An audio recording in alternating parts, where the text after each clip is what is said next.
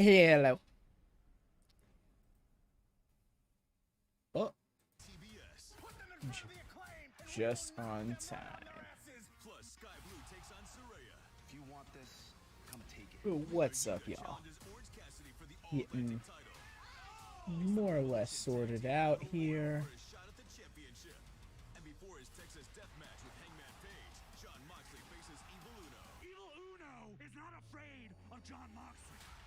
Evil Uno doesn't afraid of anyone.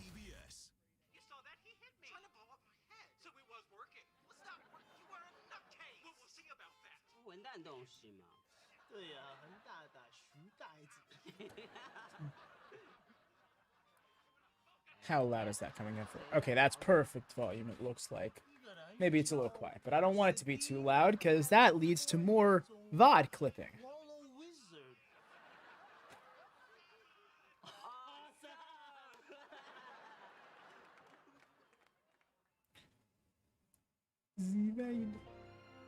What's up, Craig? I'm doing okay. Things are very rocky for me at the moment, but as always, the highlight of my week to AEW and to WatchMania. Hope you're doing well, fam. We got extra pyro.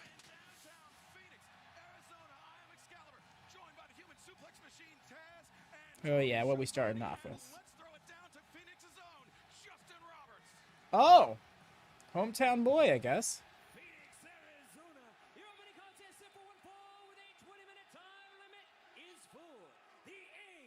There it is. What a way to start off our telecast, and look at this crowd at the Footprint Center. Ooh. Right, we're starting off with championship competition. Let's go. I'm ready to see the history played up.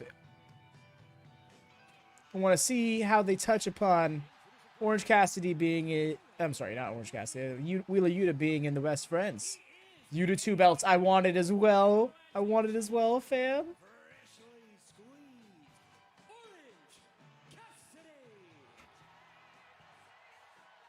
Orange Cassidy, the AEW All-Atlantic Champion, has been on a tremendous hot streak as of late, but this is a deeply personal match for this man, Taz. Orange Cassidy and Wheeler Yuta at one point very close. Yeah, very close friends. Orange Cassidy basically a mentor to Wheeler Yuta.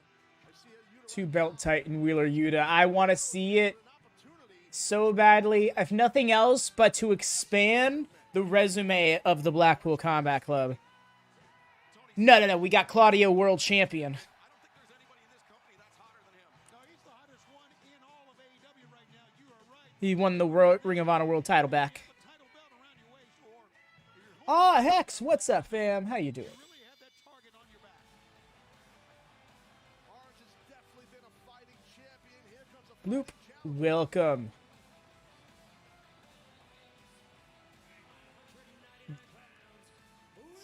Yeah, y'all. While we still got the entrances going on for the first match, if you haven't done so yet, please do drop a like. Check that pinned message. Just trying to get this gravy train rolling, you know. Thought the slash sound was Jay, right? That would be wild.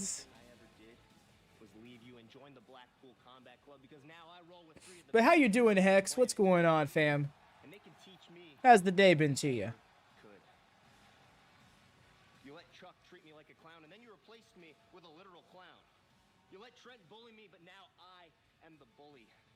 And I've worked so hard. I put myself through so much pain, blood, sweat, and tears for this championship, and I don't even think you care. And that affects Yeah. I feel you, Cam. championship from you. If you've got any guts. I'll tell you a couple things. The Ring of Honor Pure Champion is Wheeler Yuta. This match is not for that. It's for the All-Atlantic title. As we know, Orange Cassidy has that. I disagree. Continuing the challenge you do for the Pure. Cassidy actually does care a lot about the title he holds. I dig that, Craig. I do like that mentality.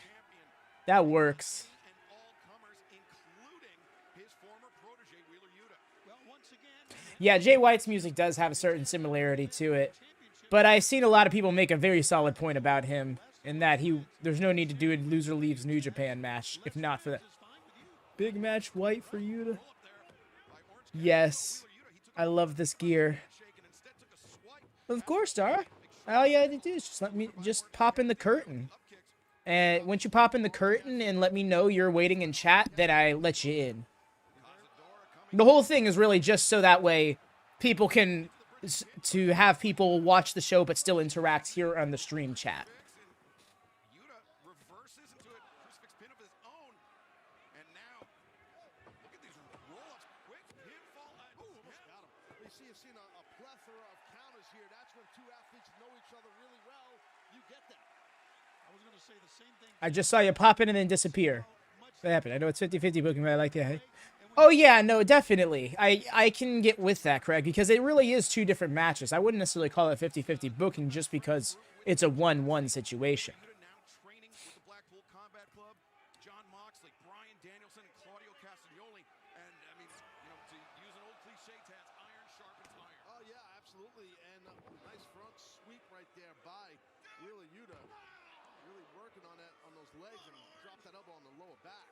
Not saying anything negative about best friends or the friends you hang around with, but I think it was a good move by Wheeler Yuta because he's become more aggressive. He's become a champion since he was part of the Blackpool Combat Club. I agree with you, Schiavone. You know, and the thing is, the way the BCC goes about their business is a lot different than the way the best friends. Wait a minute. Right. Roll up by Yuta.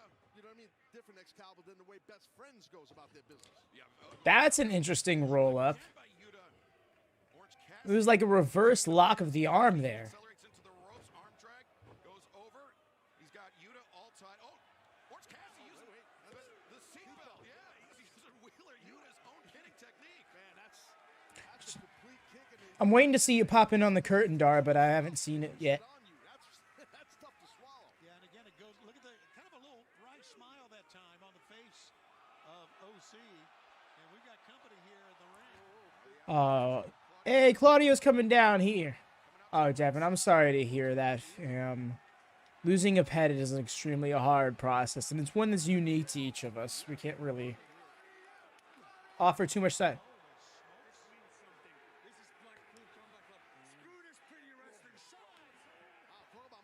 Okay. All right, Claudio. I wasn't ready to see all that. But much love sent to you, Devin. I wish I had the words for it right now. Because that's really, yeah, that's a deep pain. It flew out. Nice. You really are. You have to be, but you got to be careful. Even Orange Cassidy is down right now and got nailed. He's a crafty vet. That's what Orange Cassidy is.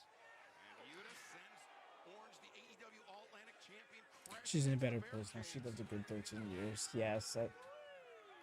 It's a nice, healthy life, and I know you gave her plenty of young. Yo, what's up? What's up, Jackie? Oh yeah, no, we've been doing this on YouTube for like a week, for like a year now. Not a year, a month now. We only do the retros on on Twitch. Everything else is here on YouTube. It's trying to grow it. Yeah, trying to grow it. How you doing, fam? It's 50-50 broken, but I like the idea of highlighting this. Oh, maybe Orange Cassidy's reconsidering. Should have reconsidered. But yeah. Yuta slip out of his grasp. I keep looking back to your okay, Claudio's heading out. I keep looking back to your message, Devin, and it keeps stinging me. I'm so sorry to hear that this is something that that you're going through right now. I hope that this show and our company is able to help take away from that a little, distract a bit, perhaps. It's given him a definite advantage here. Well, I don't think Orange Cassidy expected an Excalibur. You know what I mean? Yes, that was the point I was going to make, Taz. I think Wheeler Yuta, this is a different man that Orange Cassidy is facing from the man that he helped bring into the pro wrestling business. Hey, even after what he said last week on Rampage, I mean, I think that kind of tipped us off a little bit. That he was not the same. It's strange, right? Because Claudio came out and fired him up, but then he dipped, and it seems like Wheeler's resting on his laurels. He's kind of just content. Once Claudio came out, he slapped him in the face. Ooh. Yeah, we've seen Wheeler Yuta take on But how you doing, Jackie? not only Doing okay? Has your day been good to you? And yeah, Hex, where you at, fam? There you go. You love the oh, wow, I love that I say that and then you pop up. You never said how your day was. Yes.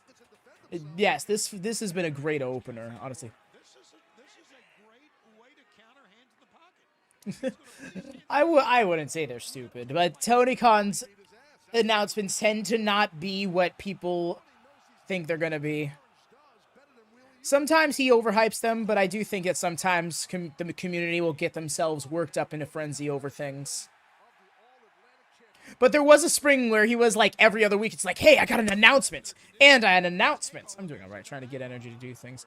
Oh man, I feel that, Jackie. I've been really deflated this last week or so, but that's also because of having to move and stuff. It's going to be the release date for AEW Fight Forever. It's possible, but I think you might call that major. I'm thinking it's going to be something having to do with Wizard of Oz. What are we calling that? Yuta of Oz? You're hoping it's Jay White? Nah, I think that would be a major. Like, again, like the wording is like important. I think it's going to be business related.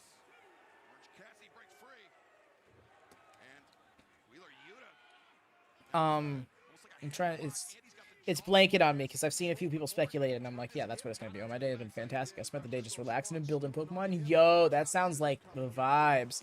It's glad to hear it, fam. Him announcing his intentions of buying WWE. I'd lose my shit if that was the case. Major thing in my mind is CM Punk. That I can get as well. Yeah, but the thing is, he's saying Tony Khan has an important announcement, not a major announcement, an important announcement. So it makes me wonder. Yeah, I mean, a Fight for don't get me wrong, I would love a Fight Forever release date as well. It's the most TK thing possible in TK. Watch him just announce. He's like, watching. I'm getting into wrestling journalism, and I intend on being the most unbiased journalist. Like him just really lay into that whole Ariel Helwani thing.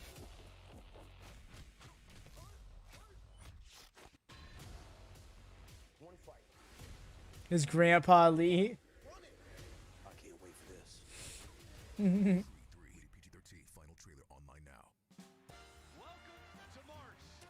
He is actually Keith Lee the Third.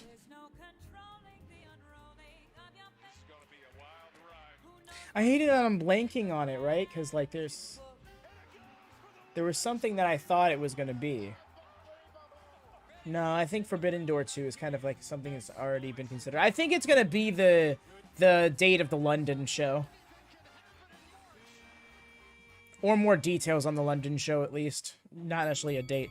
I built and tested a grunt pick for my raid community. Made 5 more. Yo, I am sorry to laugh, but at the same time, I feel like that's kind of like a fun mistake to look back on. Because it sounds like you also enjoyed the process, so it's not one. So I imagine you might enjoy it all the same. Dara, are you still there? Yeah, I never saw you pop into the curtain section, so I wasn't able to add you in.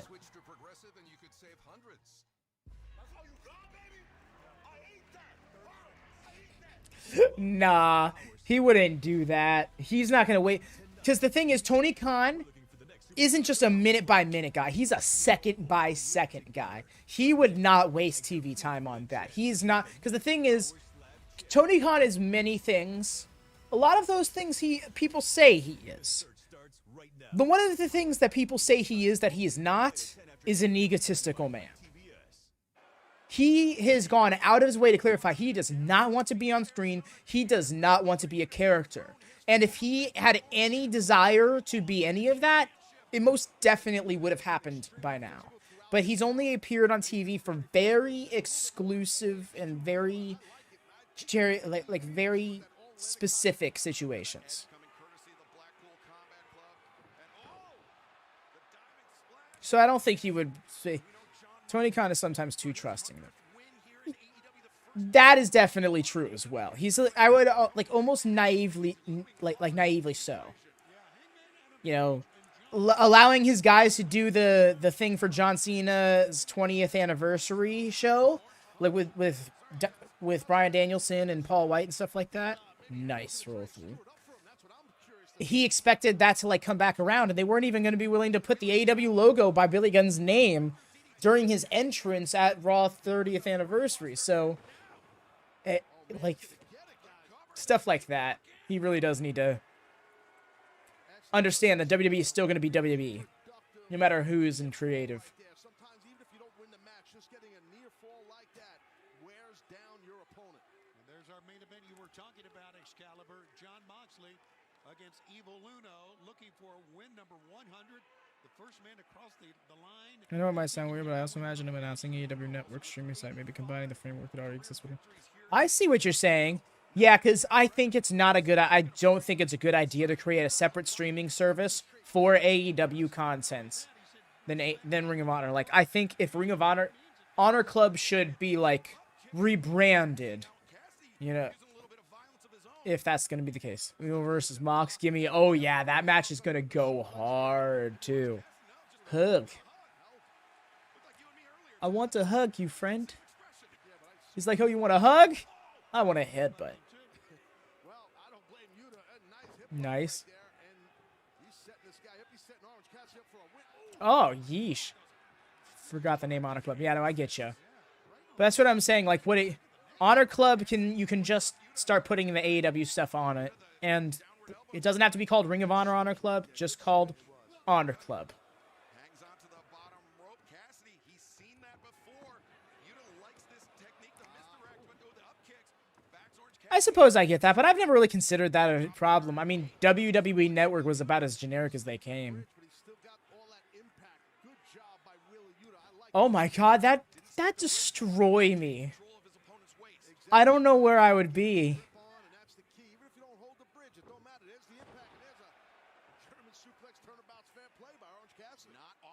I'd be distraught, truly. He is not letting go. I gotta give it to Cassidy. He's trying to wrestle. Nice with the victory roll. Cross legs. Do we get it? Okay. It's so believable with Cassidy because he's won with like six different roll-ups regularly. Oh shit, here we go, seatbelt time! Learned that one from Chuck. They've really established that one even months ago. I mean, I guess you look at the crossover potential, but I'm looking at the bigger picture, and that destroys me as a fan.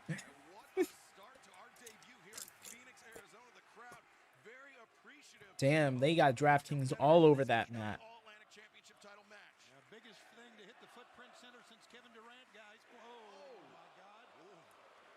Oh my god, that's the gum stuck to his forehead. The gum stuck to his forehead. Oh. Is the gum still on his forehead? My man's out here on his Caden Lee shit. Okay, no, it's gone now. Give him the bloody chest chops. No, I think he has more respect for him than that. He's got a forearm shiver. Ooh. Don't do it again. You did it again. Silly. Lariat. Lads. Both men physically exhausted. Really physical contest here for the All-Atlantic Championship. And Taz, at this point of the match, This is a great work. This has been a long match. That's a great point. I appreciate them for this. You got to figure who gets to their feet first could definitely have an advantage. Taz, how much, and you too, Excalibur, how much does a time limit come into the way you prepare a match? Do you not think about it? You just go out and try to run? You prepare for a match to be 30. That's right. This title has 20-minute time limits, doesn't it? Yuta hangs onto the top rope.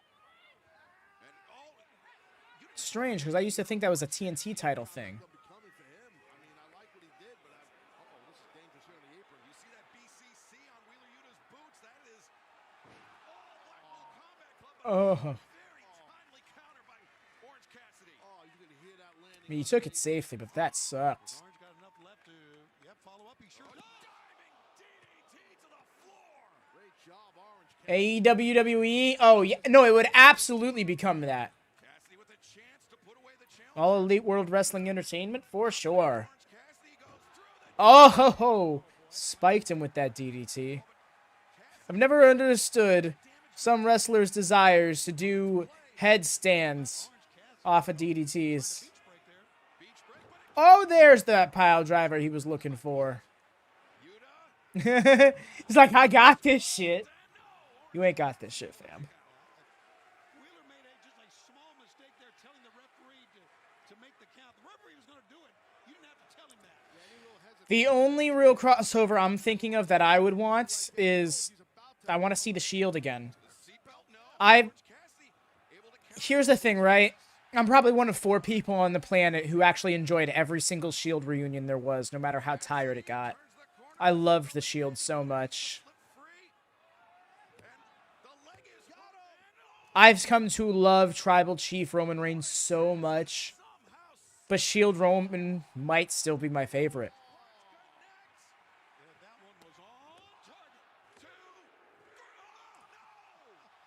But that could also just be nostalgia speaking. Oh, wait for the beach break. Oh, he did get it.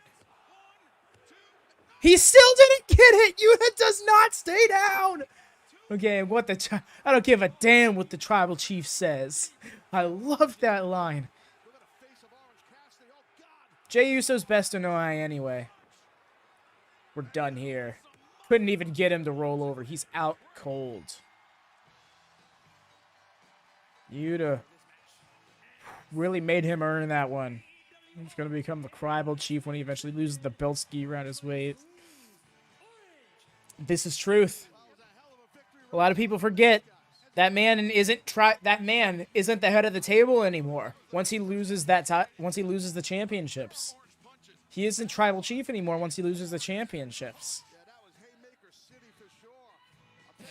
I don't blame you. Hey, Devin, feel free to join us on the WatchMania Discord. I intend on hosting a watch party for the server both nights of WrestleMania.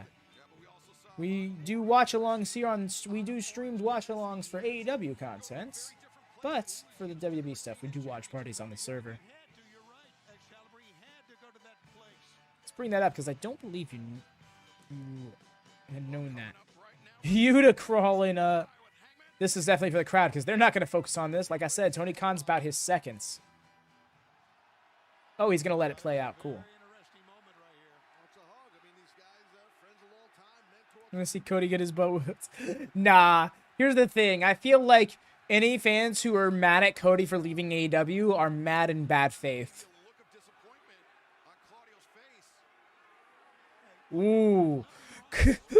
Papa Claudio put his foot down and gave him the finger wag. Sorry. You're not allowed to hug. Said, no. I don't want you hugging your friends. You be a real ass kicker. You hug me. Christian side hugs only.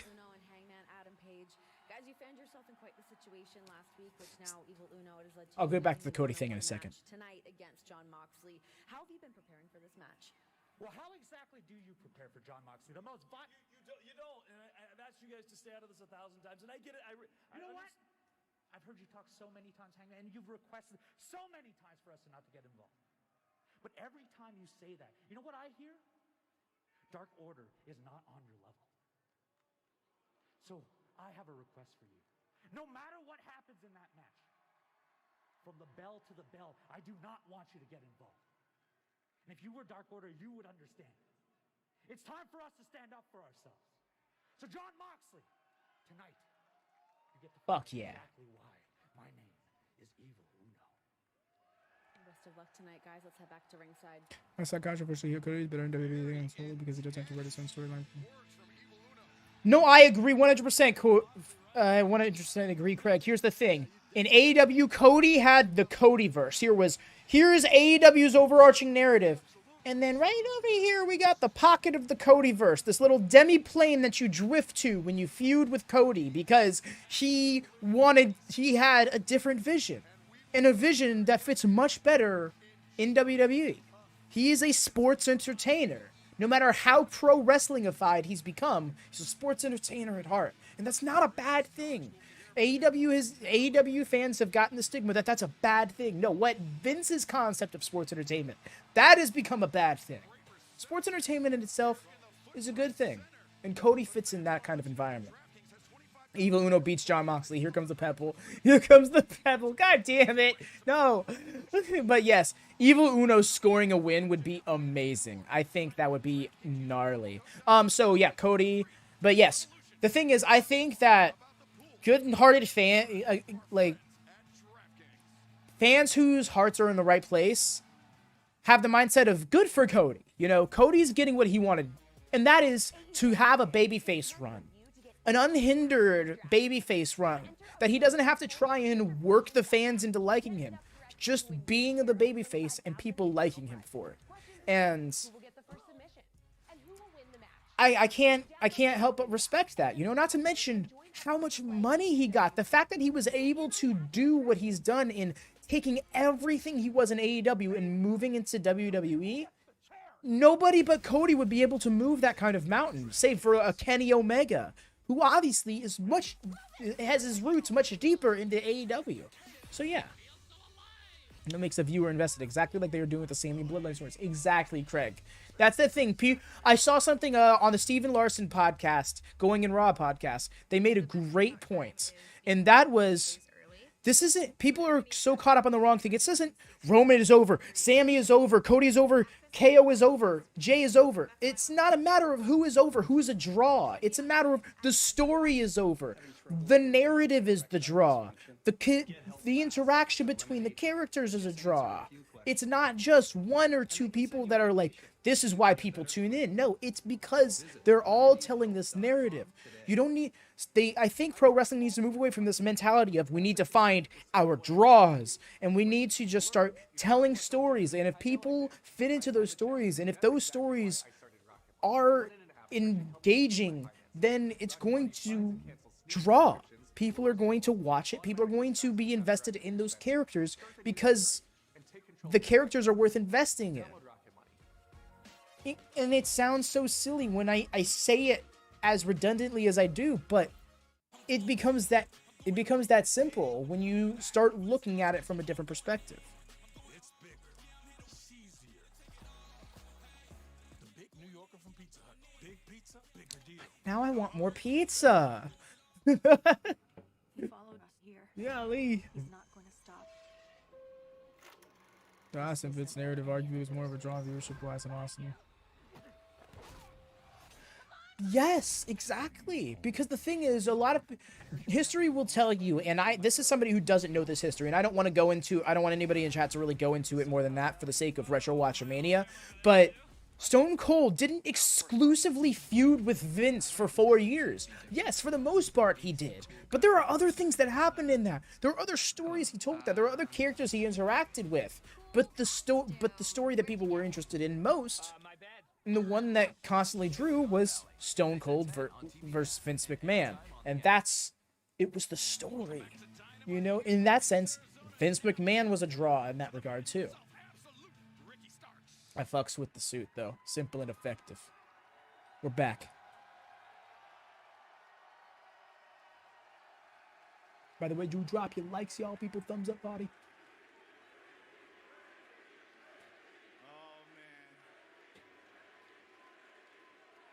Let you guys keep chanting that, but they'll get mad at me for going over on time. So here's the thing. They were sub-stories that built the main story. Great way to put it. Fully Vist. Yup. Classic. The one that changed the tides in the war. And a mask being put through a table. And to me, the message is very clear, Chris. You do not want to have a rematch against moi. And I accept that. I accept that the rematch won't happen. So I'm going to be moving on from Chris Jericho. But what I have right here is an open challenge, an open contract for a match against me at Revolution. And as my theme song says, the revolution will be televised, so I'll be damned if I'm left off of this pay-per-view. So I know that But there's somebody back there that is itching to get on this card. And guess what? Hey, I welcome you to come out here and let's do the damn thing, you know? I always think this is a dangerous thing to do, guys. An open challenge. Of course. I'm like, no, there's no way it's that simple. I appreciate that he tried. That I can also respect Jackie. Zelina Vega, that one upset me because she was talking unionization. She was talking shit that was going to really change the business for the better, and then just said, okay, but the money though.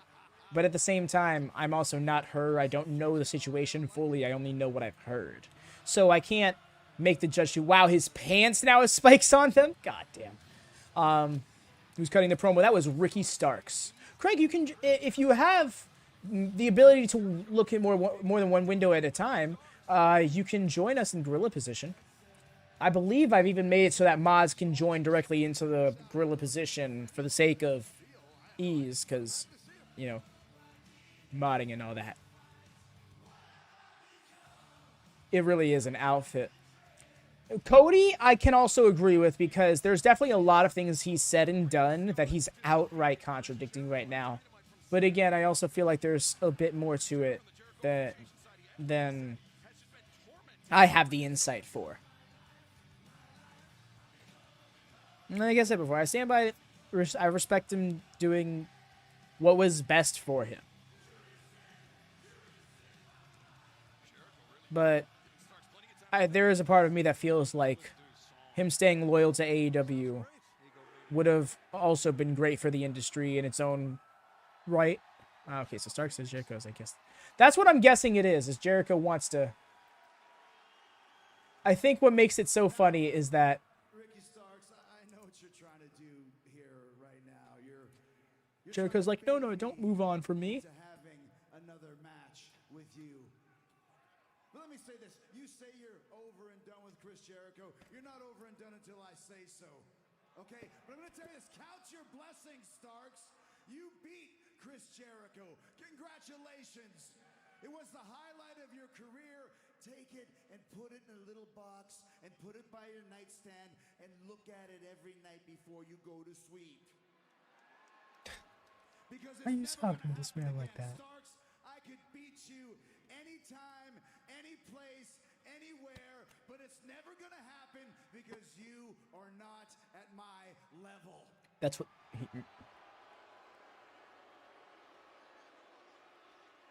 So good luck with your little open challenge.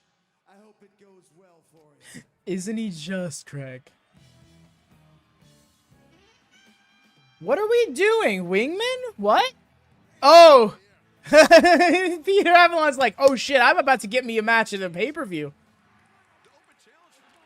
Jericho is a great promo. I will give him that. He said, no, we're not doing this. Judas effect with the spike jacket. What is wrong with Chris Jericho? Yeesh, with the spike jacket. I didn't even put that together. He damn near killed the man.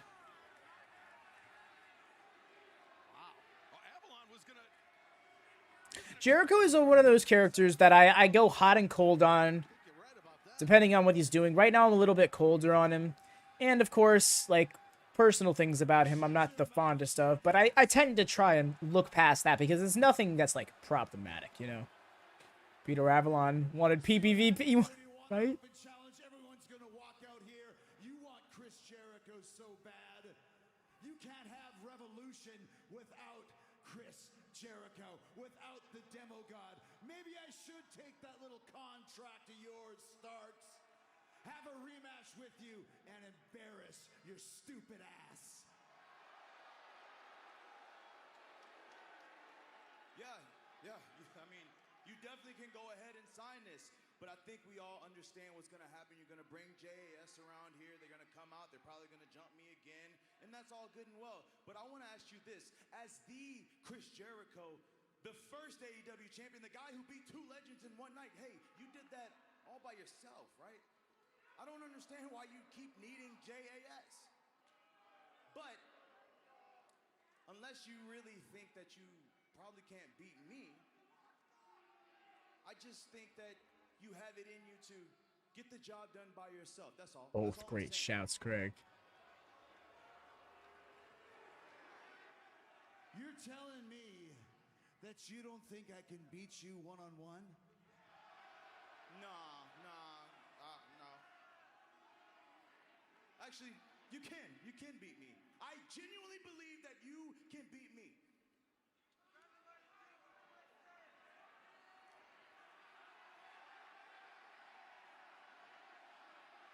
It's such a blank paper. There's barely anything on it. It's literally like the logo, and it's like, this is the match. Sign this line. Damn right I can beat you. And I can beat you one-on-one, Starks. I'm the great Chris Jericho. Drink it in. I'm one of the best to ever do this. Of course I can beat lowly Ricky Starks one-on-one. As a matter of fact, I would sign this contract. I'll even write an addendum that says the Jericho Appreciation Society stays in the back at Revolution. I would do that right here, right now. I love it when things like this happen. Jericho works himself up into getting punked.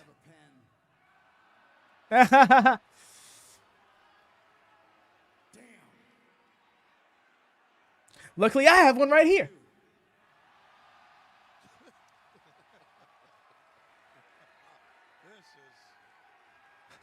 The look on Jericho's face, like, oh shit, he's got a pen.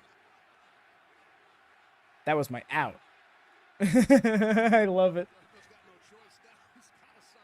You know, give me more. I agree, Craig. I would like more pay-per-view time for some of the undercard, but at the same time, this is fun. Big, bold writing, simplistic with a perfect. Yeah, no, fair enough. You got a point there. They popped on the click of a pin. The JAS must stay in the back, and I'm gonna sign. You did not write all that quickly. The pen click is. I still. He did the yes. That's a great. Versus Absolute at Revolution. The contract with Jericho. But be careful what you Sign wish up. for, Ricky. Sign it up, man. Remember this. Nobody outsmarts the Ocho. I think we just saw that, didn't we? And I think you're right. Yeah, Ricky Starks, yeah. that was a great face.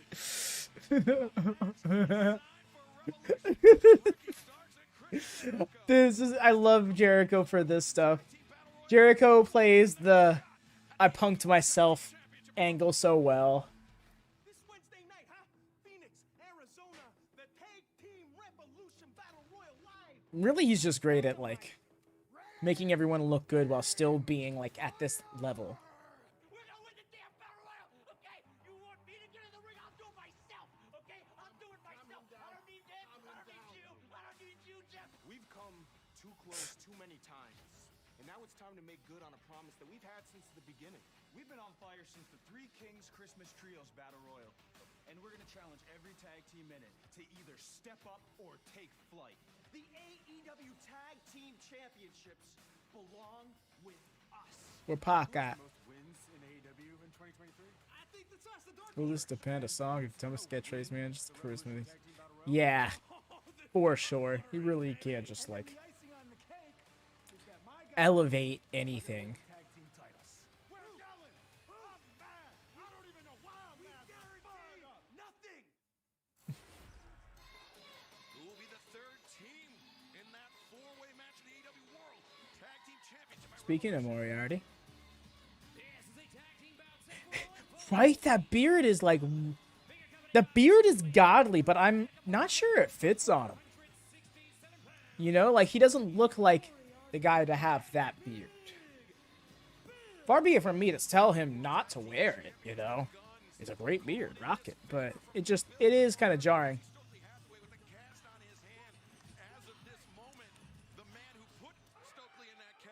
Damn, they weren't even in the ring yet.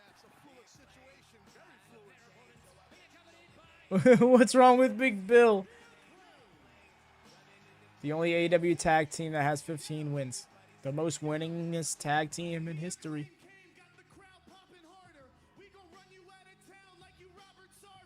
AEW history, of course.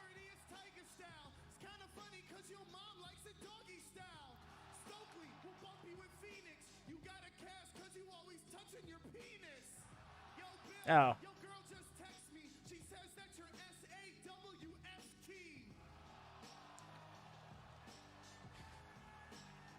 Yeah, no, I get you. I think Will. Yeah, the thing is, like, Morrissey.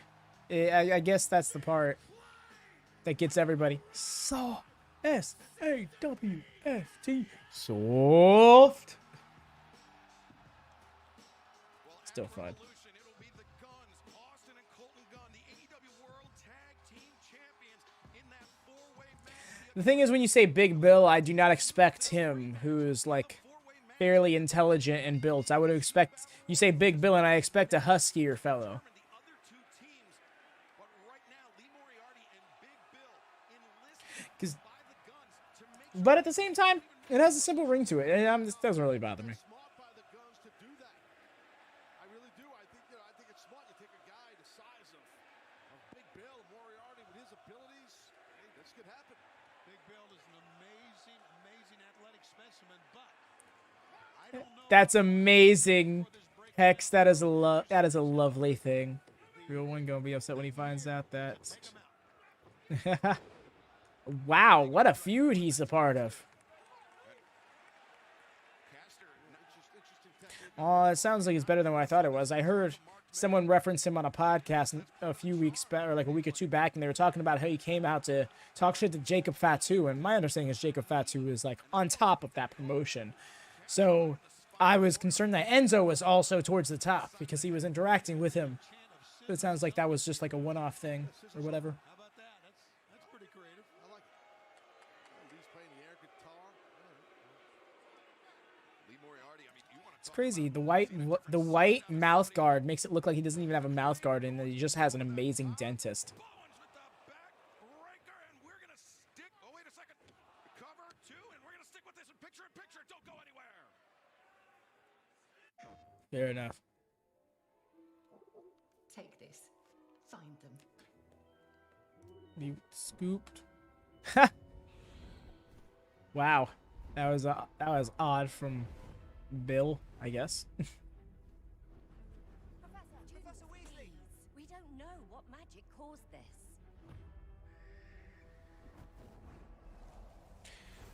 Nice combination with the hot shot, Larry. Yeah, Hammerstone is. And Fatu, Tankman, and the Judge knocking our top dog slowly. Okay. Gotcha on that. Interesting to know.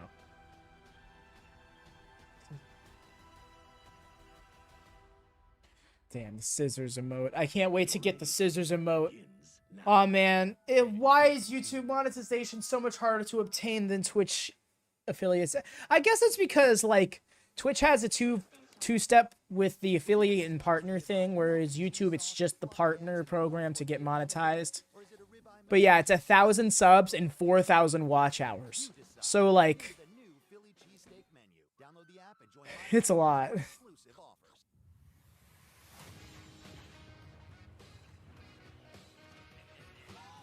Big fan of the judging. In fact, yes, another call for the thumbs up. Double check if you thumbs up yet. If you haven't, please do so. Would love you for it. Thank you much. I'm actually a big fan of the judge. And Kuda is ripped. Really? Huh. Duca. What was their name in NXT? We'll think about it, okay? Was he someone that was actually televised talent, or was like never made it out the PC kind of thing? TV Dad was always in charge. Listen to your TV Dad. Drivers who switch and save with Progressive save nearly $700 on average. Welcome to March. The madness set to unfold. There's no controlling the unrolling of your face. It's gonna be a wild ride. Who knows what's written in the man? Wow, that looked odd. Ready to be Cinderella again. This moment they talk about for a lifetime. Good. Ezra Judge was the next team name. Wow.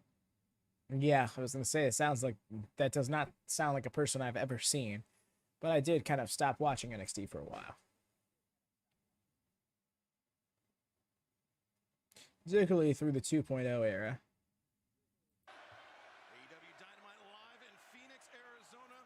Big Bill and Lee Moriarty Thank you so much for the thumbs up, y'all. We're closing in on 10 thumbs up. I don't think we've gotten that on any video yet, so I think that's a goal right now. 10 thumbs up. Oh, look, the tag champs are out here watching this match. Not the Battle Royal, but, well, I suppose this match has one of their already determined contenders in it, so that makes more sense. Bill missed, and Lee got the blind tag, but so did Anthony Bowens. Bowens, some big right hands. Bowens has been, I mean, he's been really on edge on the apron trying to get Nice. this match. I know, right? You saw the picture of the... It was so bad. It was ridiculous. This maybe not going according to plan for the champs. Nice. I dig that. It was like Ronda Rousey's finisher, but inverted. And done well. Rough kick, man, did you see the whiplash on Big Bill's head? But still couldn't get Big Bill down. It's tough to get that gigantic man down. Be careful here, though. Boom, and it cost him. Man, Big Bill, he just blew through Bowens on that. He is fucking ripped. Like, y'all have to understand how ripped he is, okay?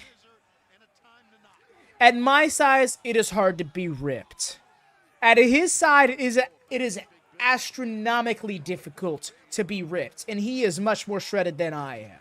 That guy is probably more shredded than I ever will be, to be honest, because I can't see myself dieting to the level he has to be legitimately 7 foot tall.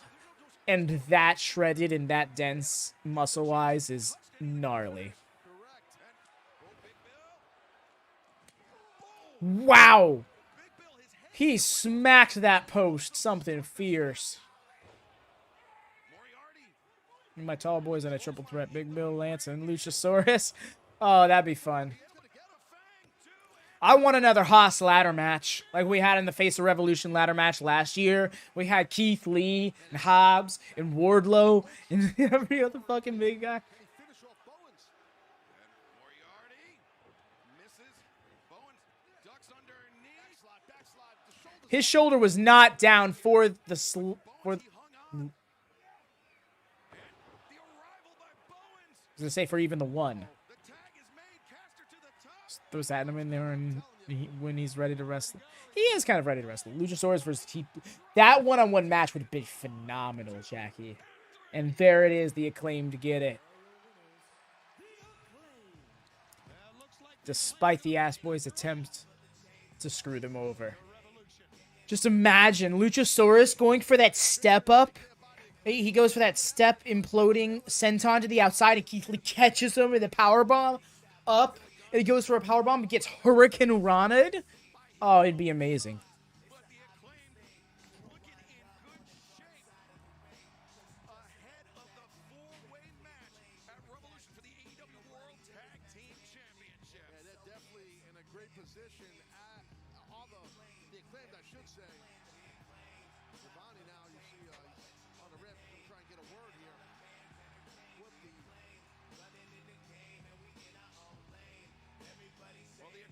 Do this WCW style after their match, come up to the main set for a post-match interview. Ladies and gentlemen, please welcome Christian Cage. Oh, this guy. Why has been doing a fantastic sidekick to tag team? Christian Cage made his return to AEW. Oh, that's wow! I completely forgot about that, Craig. Oh my! My nostalgia just boomed. Yo, speaking of boomed, god damn, just right out the face tunnel, spear like he was Edge. Fitting. Damn, that forearm to the. You know what? I don't even give a shit. I was actually interested to hear what Christian had to say, but that was an explosive beat. Swiping his feet at him. Fuck you. Right? Oh, that was such a fuck you back. AEW goes full. AEW has 2 matches, 10 promos for the pay-per-view. Right, Jackie? Imagine that shit. It's just like, all right. And now, Back to this interview. All right, now on to this other interview. All right, so now to this match that we filmed 3 months ago. What are we doing over here? Okay, Jack. The way he was just sauntering out with the chairs. Christian is being owned all right. He's got hardware. I'm scared because there's no way he's getting this spot off. So Christian's either going to scurry away or a Luchasaurus for the save. Think about this, though, Jungle Boy. Think about this. Crying into called out Ben. Jack can't do it because this is what. Remember when Christian was trying to tell him to do it?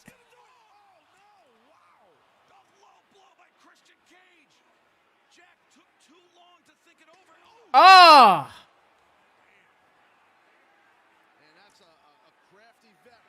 Interesting turnabout. That was a nice zoom as well.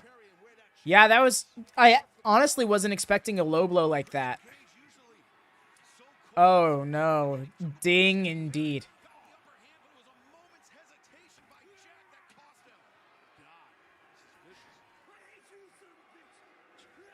Okay.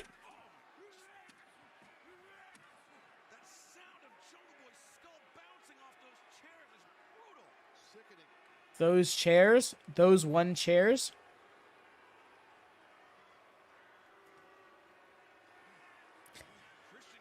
In the land of the indie wrestling where no heel is ever truly a heel, you got to appreciate people like Christian Cage in the same way you appreciate people like an MJF. Or the same way you introduce... Okay. Probably a blade job. Still dig it. This young man's skull hit that. Oh no! Hit that steel chair. And look at the eyes of Jack Perry. He's completely dazed. Wow! Now, yeah, our medical team and officials there to check on Jungle Boy Jack Perry. But right now, what sucks about that is this is something he sprung this attack. You know.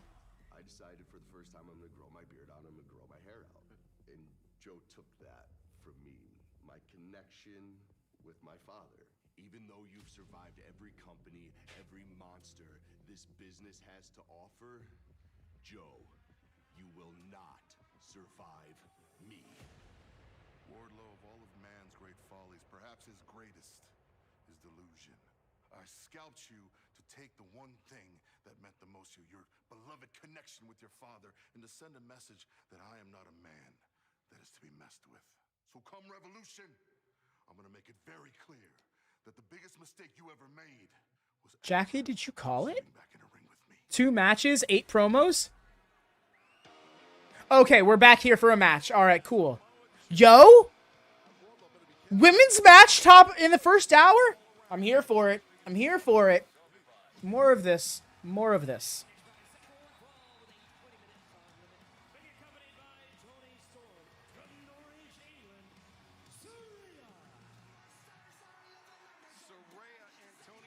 Saraya, bruv.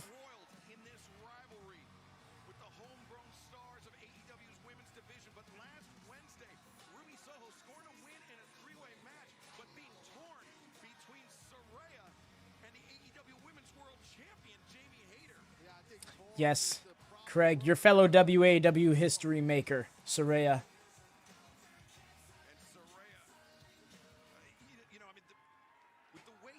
All promos would be... Yes. That's my thing, is like... I've been saying it since the TBS title was introduced. I'm like, you don't introduce a second women's title until you're willing to have 2 women's matches minimum on Dynamite. And I get stories drive the need for matches, not the other way around. But it's the same time, like, it's the chicken and the egg situation at some point. You gotta just give it up, force more women onto television, and make it be a normal thing. If all of a sudden they had the same amount of women as they did men, they'd have no choice. By default, all Brits have become with bruv. That is the way of WatchaMania, it seems. And I want it to be very clear that UK native Craig himself is the one who created this. We are not appropriating British people in any way, shape, or form here at WatchaMania. Yeah, this is on the outside, as we know, it's Storm. Oh, what a snap suplex, unbeknownst to the referee who's dealing with Saraya. Toni Storm was one of the best women's champions we've had, and I can't. Gotta love. Can't wrap my head around the way she's turned things around. Her attitude. That was crazy. I think losing that AEW Women's World Championship to Jamie Hayter, you know, Toni Storm tried to put on a brave face for so long, but that really affected her deeply, Tony. Yeah, it really did. Oh, there's a mirror to Saraya's here. Cover on Skye Blue by. I'm not sure if I'm seeing China in it, to be honest. You said this was probably Saraya's plan all along, and I agree with that. I think you're onto something with that. I mean, I guess I see what you're saying with the piece that comes up and links around the neck. Jesse started, but I confirmed because honestly, I know a lot of people who say, bruh. Okay, you know what? Fair enough. I shouldn't take away Jesse's credit where it's deserved. Oh! Ooh, hooks to the arm. Got that. Octopus.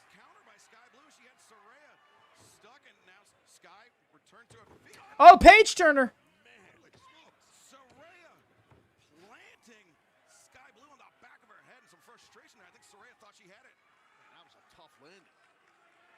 The thing what I'm saying, Schiavone, is like regarding Saraya, she and Toni Storm, they're not looking. Appreciate that Saraya has been easing her way into the ring. You know, this is literally her third match. Her first one being at Full Gear in November, you know? Well, you know what? Never mind. Fourth match. She had the second tag match with Tony. Still battering Skye Blue. Excuse me. In the ropes, and now Saraya has Skye Blue in block right there. She blocked for a second. Yeah, Skye Blue. Yeah, she hung on to that top turnbuckle, backing Saraya into the spot. Yeah, crossbody Skye Blue rolled through. She might have had a cover there, but she wants to. Crowd is making some noise for them as well. Appreciate that. Great quickness, great quickness. Comes up with Okay. I dig that offense. Shining Wizard on the ropes, followed by that redirect dropkick. That was pretty sketchy, but smart by Toni. That's what friends are for, Ted. You're damn right. All right. and that's what Toni Storm gets. Yeesh. Oh, the thrust kick by Saraya. That got her in the chest instead of the head. And now Saraya, what does she have in mind? Oh, she wants to get her with the PTO, I suppose. But you can't call it the STO now.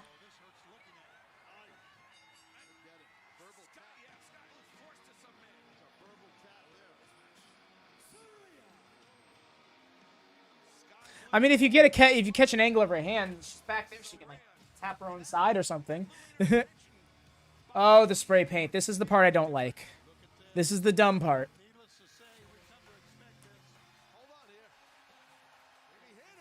It's time. It's time. It's hater time.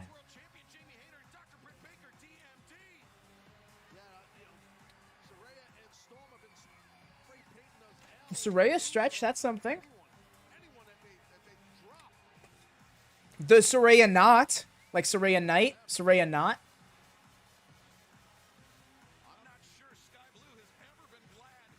Doesn't quite work. You see, the spray paint doesn't even stay there. But I will never get over the meme. The memeable gif out of the triple threat match. Oh, there's Juby. Where Tony leaned down and Saraya tried spray painting her butt.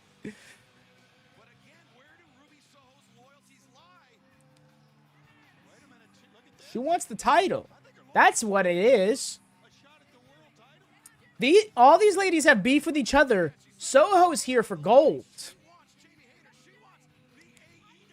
We call it the Saraya stretch. It could be like the nasty pretzel. The Mr. Salty. Call it the Mr. Salty. Knotting him up like a pretzel. Call it a Mr. Salty. It's just like, why are you like this? But all right, y'all. I'm gonna take this moment with this full commercial break to take a little break of my own. If y'all don't mind, I'm gonna throw on this song again. Do apologize if I don't make it back at the time the show starts up again.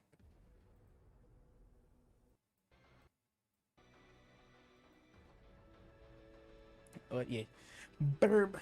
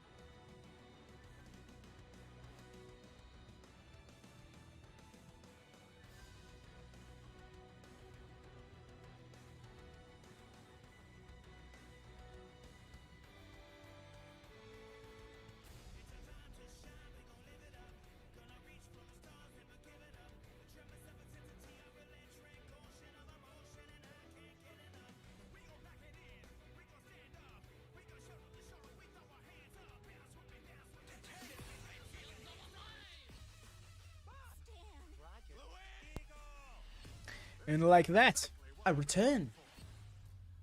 Back I am. And the show is back as well. Love them. Ladies and gentlemen, the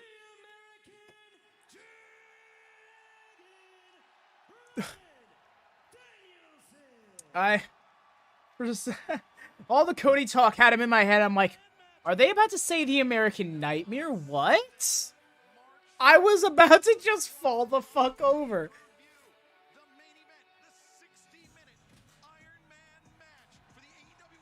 Coming out the heel tunnel like the babyface he is. Bryan Danielson challenging one of the most loathsome individuals I have ever come across, our AEW World Champion MJF.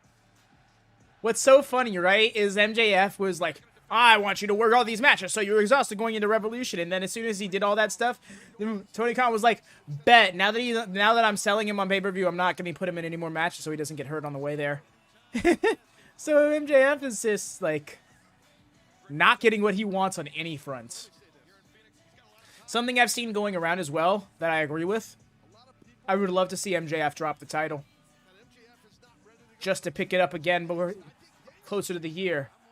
People are kind of feeling like this is everything's a foregone conclusion because MJF is champion and he's going to stay champion for the Bidding War 2024. He really only needs to be champion for the turnover of the year.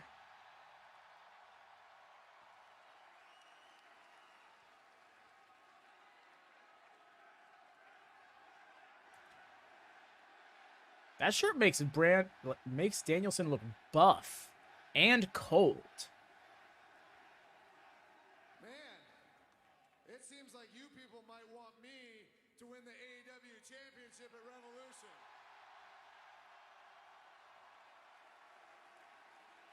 Would love to see Danielson win it. That's exactly where I was going with that. There is no reason not to put the title on this man.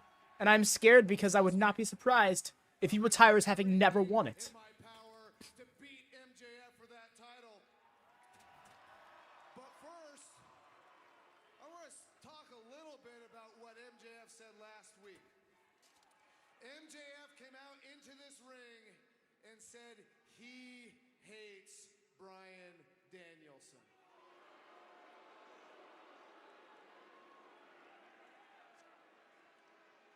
So let me get this straight. He tries to break Yes, the arm of a this is friend correct, of Craig. mine for over 20 years. I'll explain in a moment. He hates me. Let me get this straight. He put a bounty on my head, tried to injure me so I can't even make it to the pay-per-view, and he hates me. MJF hospitalized my mentor, William Regal. Mentioning the enemy. He hates. Well, Yeah, I was tired of hearing what Danielson had to say. okay, I'll take this moment. Or perhaps not. Yeah, he's got a mic in hand already.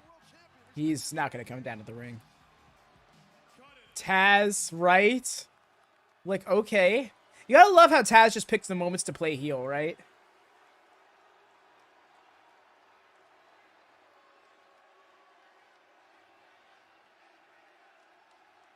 See, Bryan, you may have all these schmucks twisted, but I know who you really are, man.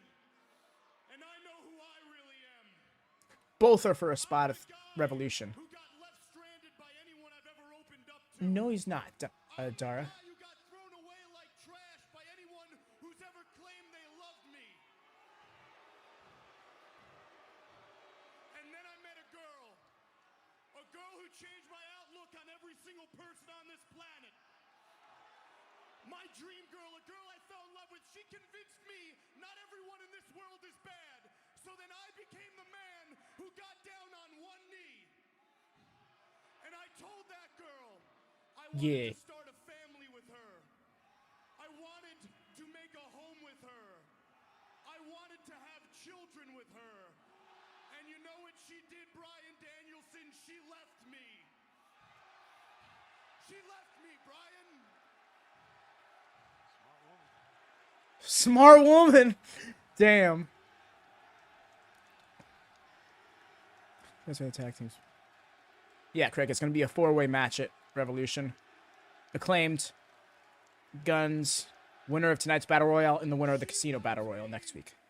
Because I'm unlovable, and now the only thing I have in this life that I can trust, the only thing I have in this world that makes me feel unconditional love is this Triple B. The AEW. She'd. Right, Dara? Only thing stopping me from grabbing a fistful of pills and calling it a day. But not you, Bryan, no. Everybody loves the American Dragon, Bryan Danielson. Everybody looks up to you. Everyone respects you. They throw their hands up in the air and they scream yes. Wow. That's wild, Craig. I didn't know this was playing off of a real situation with an actual wrestler, and of all people, Alley Cat. You have a family. A beautiful, smart, adoring wife, 2 happy, healthy children, and you take all of it for granted. You want to know why I hate you, Dragon? It's not just because these schmucks actually think you're better than me, because Lord knows by March 5th, they'll know that ain't the truth. I hate you because you have had more concussions and more head trauma than anyone in the history of this business. You suffered concussion after concussion until you were on the floor, foam streaming down your face, having seizures. And you're still in my sport?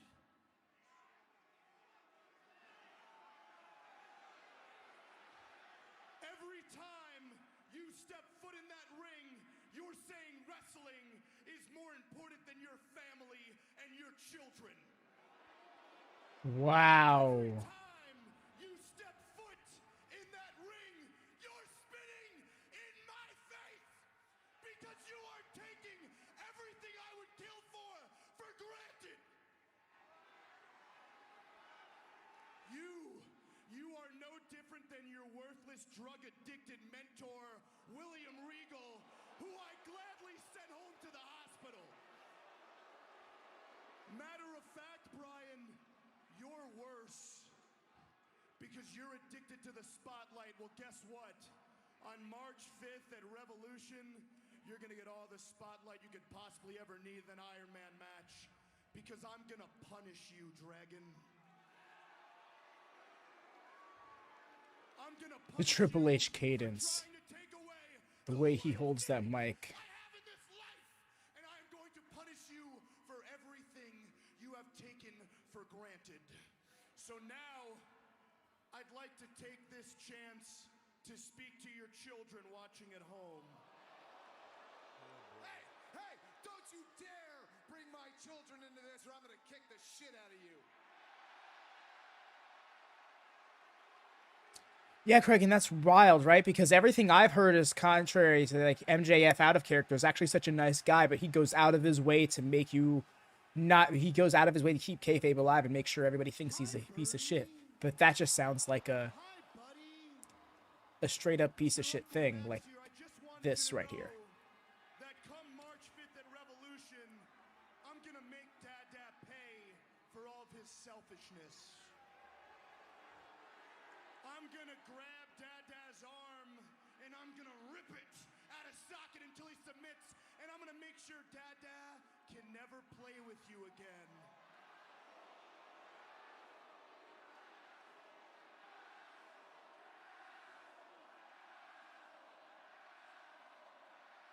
For 1 hour straight, I'm gonna make sure that Dada can never pick you up again. And then Uncle Max Danielson's take his fist and hit Dada in the head with it over and over again. And I'm gonna give Dada a present on March 5th.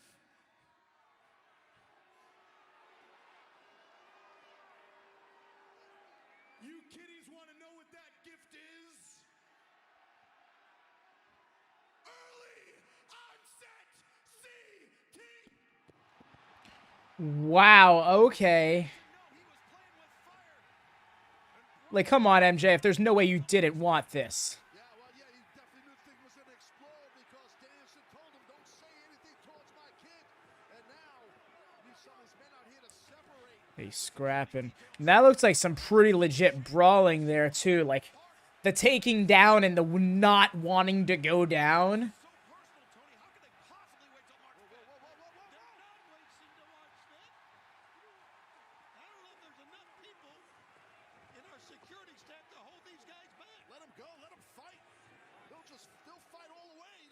Yeesh.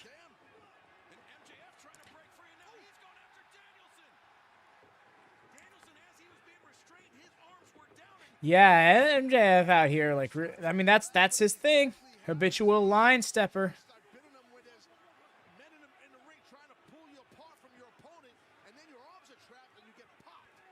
Supposed line tower would be more accurate. Ooh.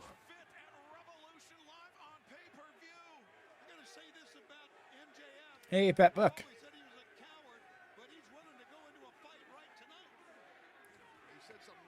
I remember this time last year you were breaking up brawls on WWE television.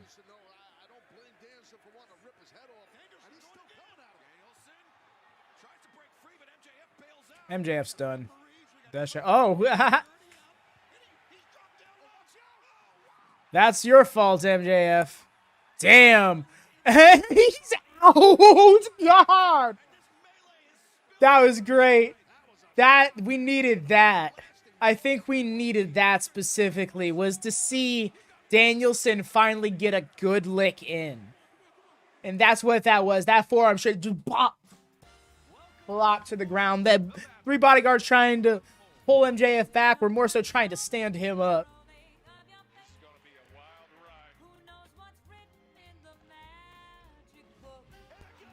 That was great. I'm happy that went the way it did. I do feel like the feud been missing a bit of heat since the match with Roosh. Understandably so, because Danielson was bleeding a gusher. So he probably needed some time off to like legitimately heal and not potentially bust that wound back open. Still, it lost a little bit of steam, and they got that back with that segment right there. I'm wondering what they're going to give us next. I'll double check that match card. AEW. All right, so we already got that. We're the tag team battle royale and Jon Moxley versus Evil Uno. Those seems to be our two remaining matches. I'm not sure which one we're going to main event with. I'm getting the impression it's the battle royal, but usually the main event is something you want to go with, something you can control the time in a bit better, and I think that would be the one-on-one match. Yeah, that's the only thing that hasn't happened that was announced yet.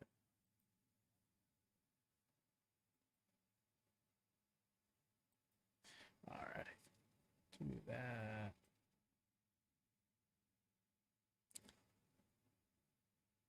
Go back here.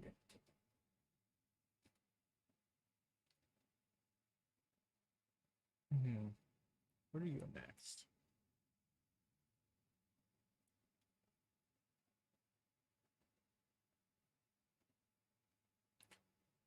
I'm thinking where we can do next in the Danielson MJF feud.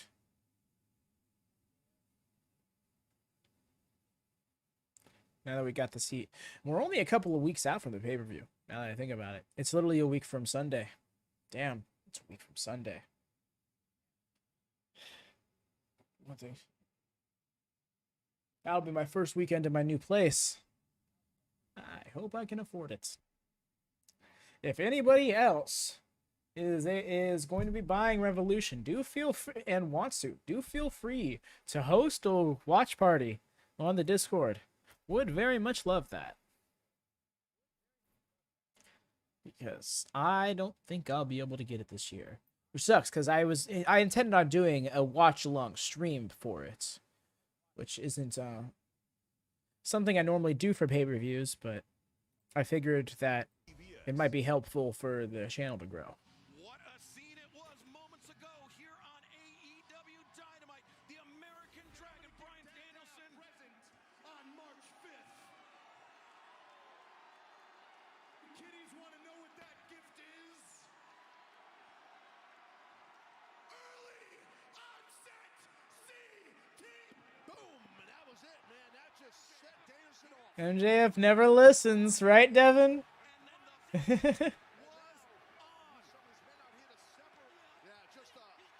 And then boom, there it is, that forearm that's just like leveled him. I love that shit. Like I said, you needed that for the heat, especially after last few weeks ago where you got that on. After what we saw earlier tonight with Saraya and Tony Storm. Angry, Tony Schiavone, we are pissed. Saraya is getting a little bit too big for her britches for my liking. She thinks she can just walk on in here, do whatever she wants, and wreak havoc and destroy everything that Britt, me, and all the women in this division have created. I don't like that, okay? I saw her gazing at my belt when we were all in the ring the other day. Sure, maybe she is worthy for a title shot now that I think about it. She's not lost one match since she's come back. I respect that. This big, momentous return, and look at everything she's trying to do. Ruin it from the ground up. But I think somebody else is also deserving for a title shot at Revolution. Miss Ruby Soho. Ever since she's come back, she's been killing it, busting her ass and showing everybody why she should be coming after this title bout as well. So I tell you what, I'm racking my brains to think who deserves it more, one or the other. I don't know. So why don't we have a little bit of fun at Revolution and make it a three-way match? Because Ruby, Saraya, I'm going to beat both of you bitches. Neither one of you are going to win this title off me. Let's go to the ring. Cocky prick hater for the win. I love this. They didn't. That's why they were chanting Zero Metal. I had a feeling that it was the Battle Royale people lining up. But Jamie Hayter, that's her thing. That's her character. Cocky prick, bicep kiss is the character in a nutshell. And what better way, especially as a cocky babyface, than to go, fine then. You're looking like you should get a title shot? You're looking like you should get a title shot.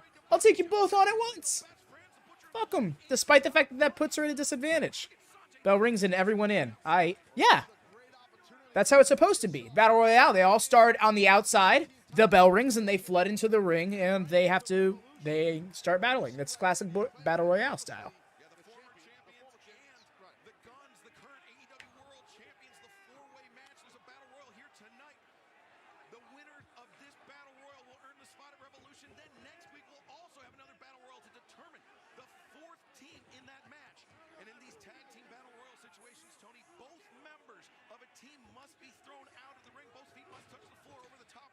I do like it. Oh, you are? All right, I got you, Don.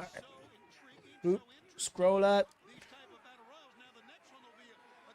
Oh, that's right. Craig can also do that. Craig, you also have the ability to move people from one chat to another. I forgot to mention that. That was on me. I already took care of it, though. No worries. In the curtain, by the way. But yes. The Casino Battle Royal is the one that I'm looking forward to more, though, because it's the more Royal Rumble-like one. That one's happening next week, and I dig that. Can appreciate this style, too, because it encourages certain heels to, like, lurk on the outside and not come in yet. You can't get eliminated if you don't come in. Stream went down on your end.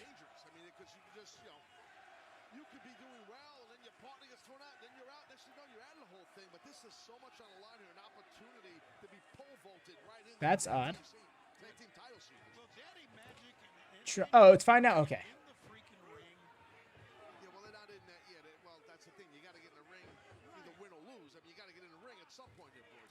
Been here representing United Empire. I know, right? My only thing is they're not getting that much more shine. I think Manette just blipped. Okay. No worries. Penta loves his Joker gear. I know, right? Shirtless Penta, that's new. I mean, hey, they're this crafty heel vets.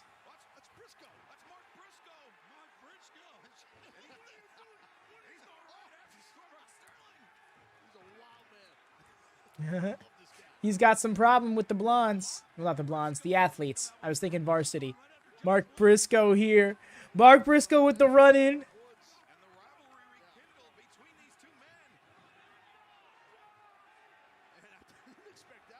Tony Nese, a little distracted there, fam. What?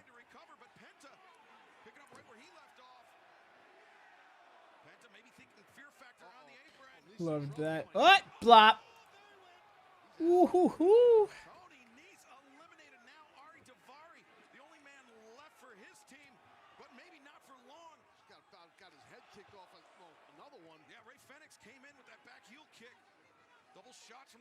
Good night, Tony's neck, right? Yeesh.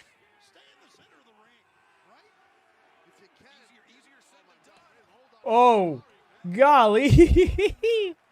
That was great. Mark defends the ring over this time. Oh, God. I mean, that's the thing, right? I've seen several people throw that idea out there, and I want that. I do. I want to see Mark Briscoe defend the titles by himself until he eventually loses them to a team that gets good heat, but I don't think varsity athletes are that team. Take this. Find them. Oy.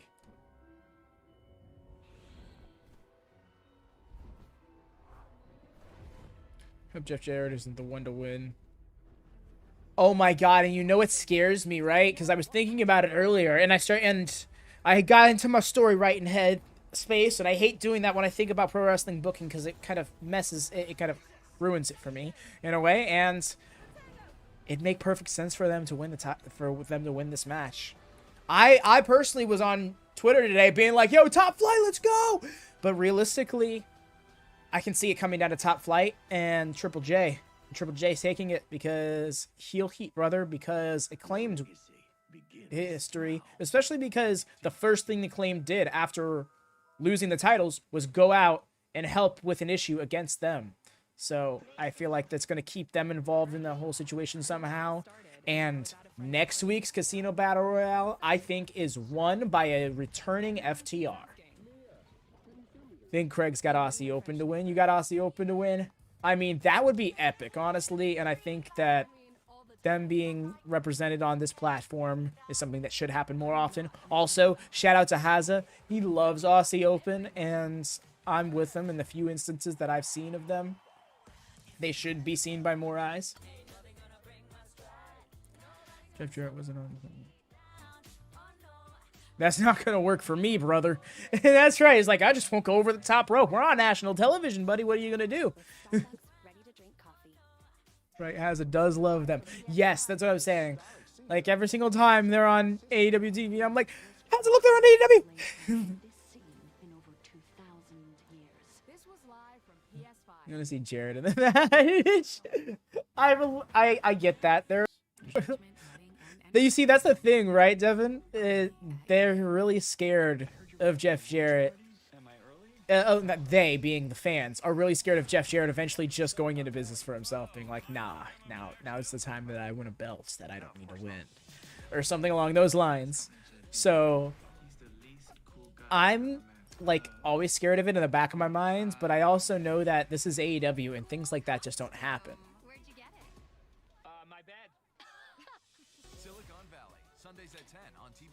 Nine-time world champion. Which is crazy because he's not even the booker. So, like, he's just got TK in his pocket. Like, remember that one night in Vegas? It's like, oh no, not the night in Vegas. Yeah, you heard me, TK. You best book me to win this title, then lose it and win it again.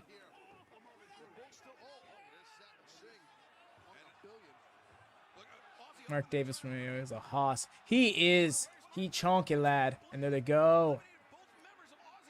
Fuck. Well, there goes them. Him versus Keith Lee would be good. You already know that I love me those hybrid heavyweight fights anytime, any day. I get that. Dara. I feel like Best Friends haven't really gotten a proper tag title shot. I think they may have gotten one throwaway tag title shot, like way back in the day during the Young Bucks reign or maybe SCU's reign. Perhaps even during Hangman and Omega's reign. But it was definitely not like a tag title program, you know. They definitely didn't wrestle on pay-per-view for it. Jarrett and Johnny Hunky. I want them win the match and challenge in a tag team match. Oh, there's Godbeard Reynolds. Out of everyone, it's one CM Punk spreads. Wait, what? Who?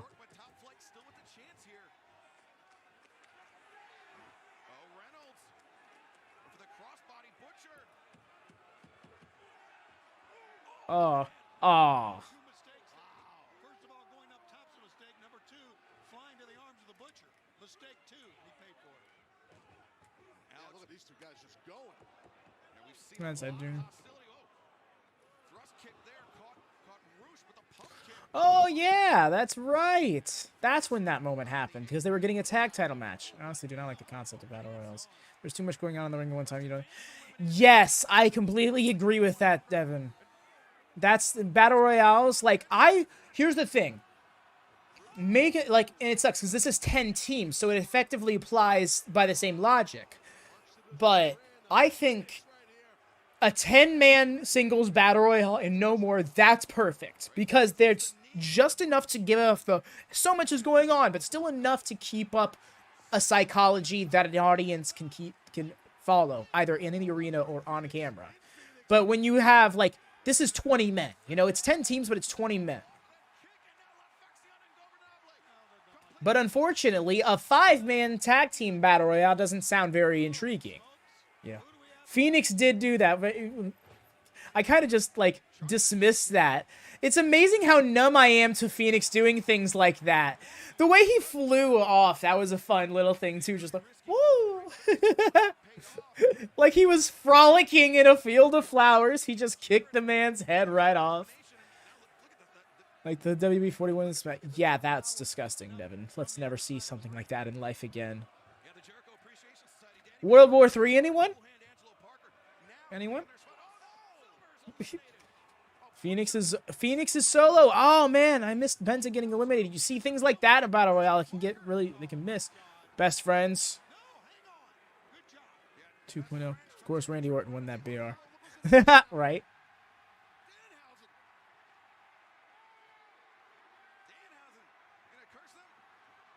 What a sweatsuit. Oh, well, Danhausen's been eliminated. I never actually saw that 20-man one, Craig, but I heard it was shit.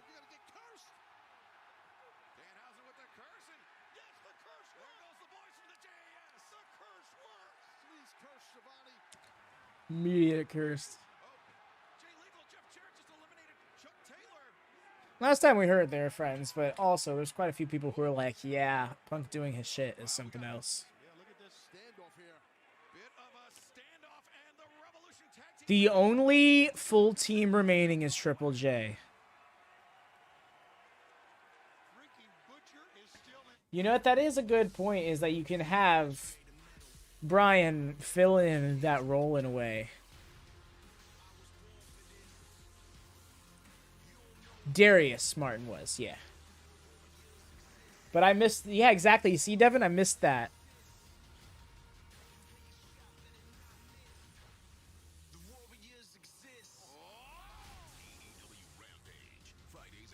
Oh my god, the announcement hasn't happened yet. What's so important about this damn announcement? Well, thank goodness it's time for the good news of the week. And boy, do we need it. Well, this Watch his important announcement be that Rampage is canceled. I'd be so sad, I'm not gonna lie, because I want Rampage to succeed so badly. Jeff hasn't fully left CM Punk. Oh, yeah, no, exactly. He's not done with CM Punk, but CM Punk is the shadow that is cast over him. Oh, Jared had a chair? I missed that as well. I found freaking Busher is still in the... Right? They mistimed the commercial cue because they still do commentary during picture-in-picture for those who are watching on Fight and Ada and, like, TNT app or whatever. The announcement might be about Ring of Honor or a brand new title. I hope it's not a brand new title. We don't need any more championships right now, AEW. We really don't. We only have 3 hours of television, and Dark and Elevation are both used as, like, developmental platforms. You barely have room for the 8 sanctioned championships that AEW currently has. And then you have all the Ring of Honor titles.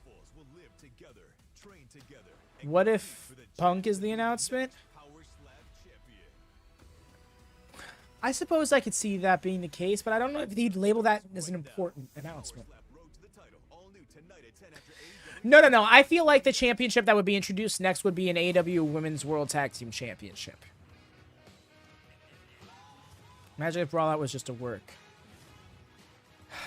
In a perfect world, the best we can get is them turning it into a work. But it definitely happens. Everything that went down as we know it to have gone down, for the most part. Oh, that'd be gross. I don't want them to do that. No, something I've really loved about AEW is that they haven't had any titles that really echo WB's championships. You know, like there's the world and there's the tag titles, obviously, you know, but like they don't even call the TNT title the television title, but that is the purpose it serves. The All Atlantic title is the tertiary championship, the one that serves to be international representation title. The WCW Hardcore title, like the WCW Cruiserweight Tag Team Championships, like that. If he were to announce another pay-per-view, I don't know about that. Forbidden Door, I feel like already messed up the ebbs and flows of AEW last year. Especially because it was so close to Double or Nothing. Yo! About that. WCW Hardcore title was dumb, but it had some hilarious moments. Did it really? That's interesting to note. I thought it was a completely forgettable thing on paper. I only ever knew it statistically. I learned majority of my wrestling knowledge through Wikipedia in 2008. TK will buy... Will he? Please! Going price like $5,000. I need a house. Ah.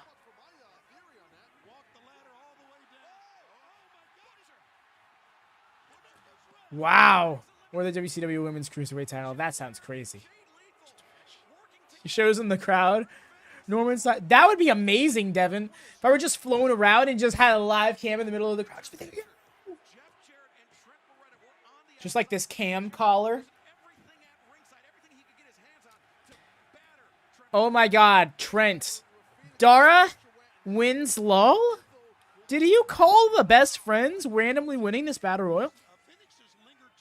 I know Jon Moxley just randomly shows up and goes, "What's up?" Right? They pushed Lance Storm in WCW. Did they? Hmm.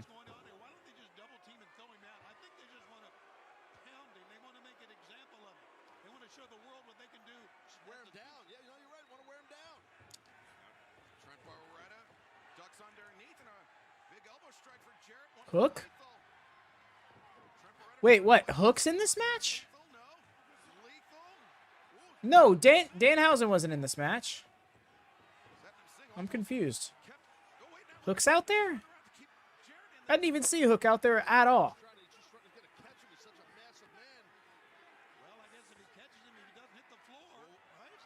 These are guys. All these guys show up after the match to chat for a bit. That'd be great.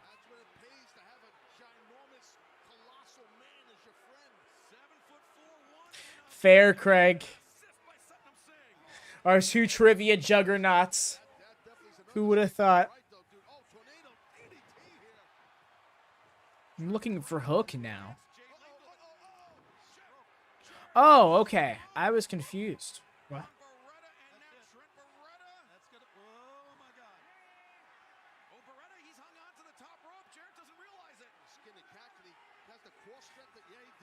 Well, both of those were just alliances. Neither of them were really an official team, even though they got names.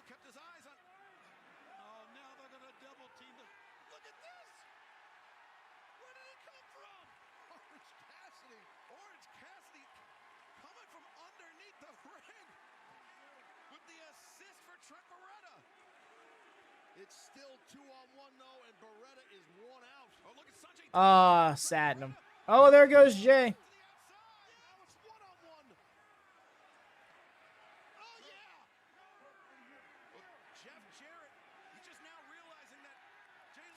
Danhausen out here. What a run.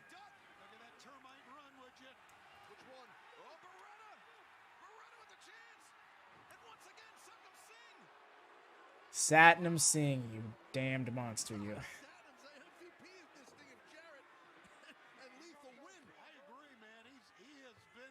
Oh, another stroke. No. The hope dies. Well, I hate that I thought about it earlier because I was right. They ended up winning.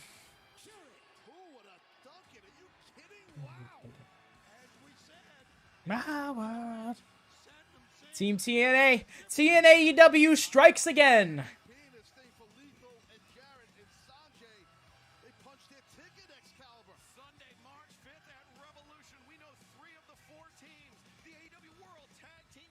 Not gonna lie, this mashup is a banger. Best friends do deserve better. TNA is better than AEW? Question mark. Big no. I'm sorry, I can't say that. Especially with resident TNA superfan here, Craig. My man JE_F, JE_R_E_T_J,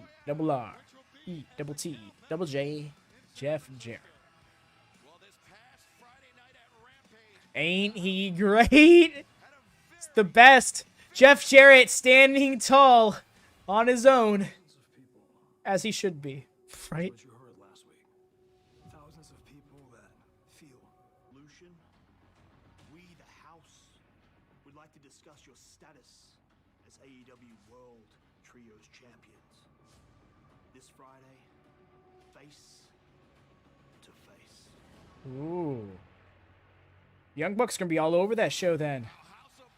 Important announcement up next. They've really been pushing it. Yo, Devin, that is a great shout. However, it is not me who determines the games that the tournaments are hosted in. It is the winner of the tournaments.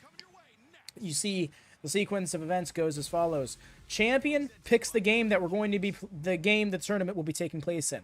The first 8 people to heart the post on the Discord will be the people represented by randomized NPC characters. No, you're good, Devin. I'm explaining it now.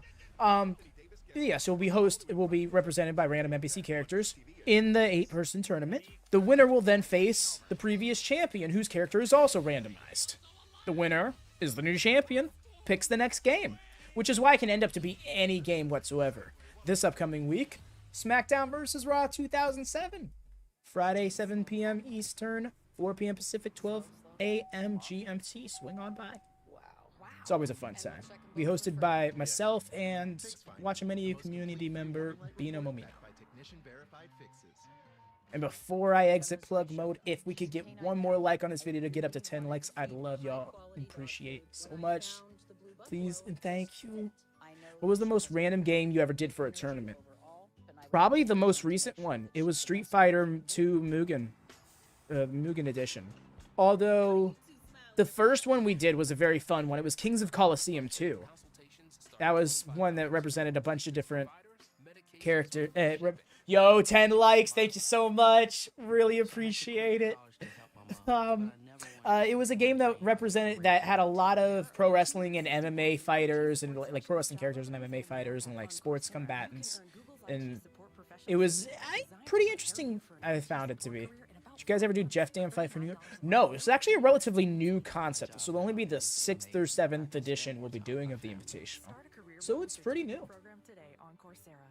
Of course, when we get more people involved, like more people regularly interested, we'll probably up the bracket size. But right now we keep it to 8 for the sake of the intrigue and such. And being able to fill it out in time. This is Arby's new steakhouse garlic ribeye sandwich. Did Arby's mention the bun is adorned with a creamy garlic aioli? WCW Backstage Assault. You know, it's funny you say that because I think someone once upon a time did say, I'd love to do that game one of these times.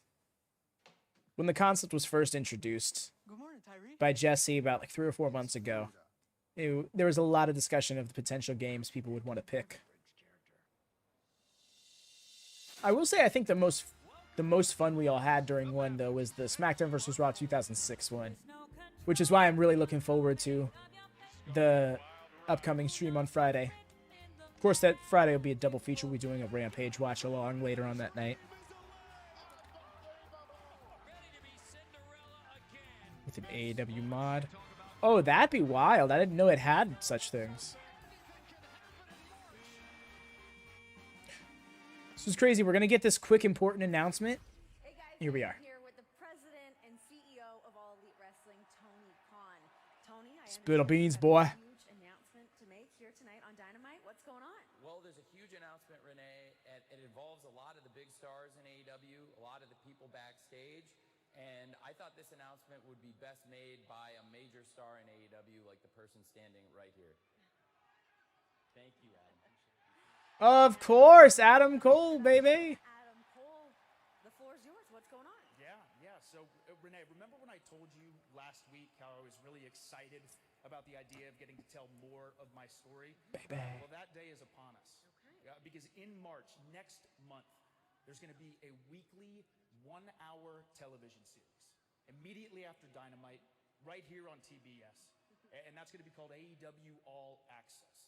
You are going to get an unfiltered look at AEW like you've never seen it before, featuring people like yours truly, Adam Cole, baby, Dr. Britt Baker, DMD, and many more. And trust me when I tell you, this is something you're not going to want to miss. Because, for example, I'm getting the chance to show a lot of my story, all the challenges that I've gone through, all the ups and all the downs, and everything in between. And I'm very excited. I've heard reports about this. Of being able to share that journey with everybody at home. I do have some more good news. Okay. Keep it rolling. So that same night, AEW All Access, the night that show debuts live on AEW Dynamite, I'm going to make my in-ring return. Yo! For the past 6 months, Renee, I have gone through hell.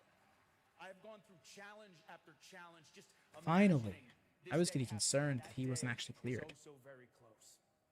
And I am damn sure I'm going to be the best Adam Cole that I've ever been, and I hope that roster is more ready than ever. Renee, the month of March is going to be a special one. We have the series premiere of AEW All Access, and Adam Cole, baby, is back. Well, we know Adam Cole will be back Nice. in action next month at So yeah, Dynamite, but we have to stay tuned to I do feel like he was. It is important. I get what you're saying. That's why it wasn't major. It was just important. But yeah, not exactly what people were expecting. I've seen reports about this as far back as like a month ago, where there was talks about having effectively what is going to be more or less what they just said. It's going to be. It was supposed to be somewhat vlog style, but I guess they wanted to go like a little bit more personalized with it. As you can tell, they're going to have Adam Cole's story on it. Yes, I get the feeling that it's going to be like AEW's The Bump, but a little bit more canon. Lance Archer is back. Wait, did I miss that? Dang it. 2 times wins. Don't hit me with a guitar. I am not here to fight, okay? But I'm thinking at the pay-per-view, maybe it's just us two. Huh? What do you think? Well, your firm buddies earlier didn't get the job. Returns on Rampage? Yo, fuck yes.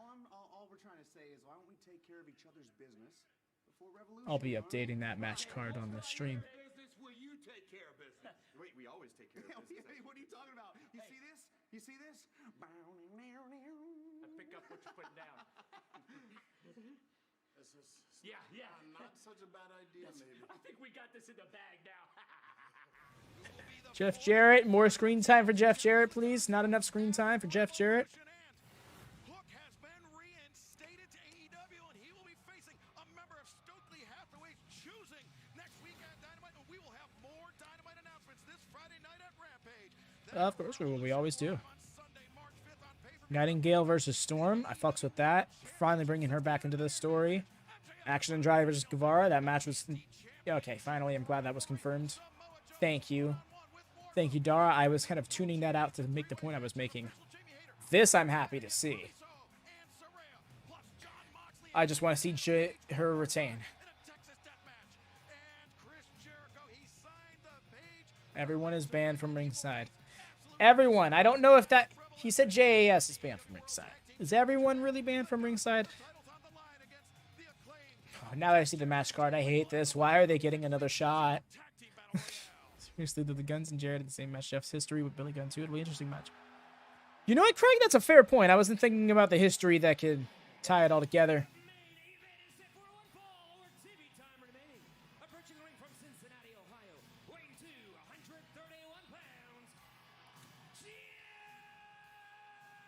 Is that curtain supposed to hide something? Next win will be his 100th win in AEW.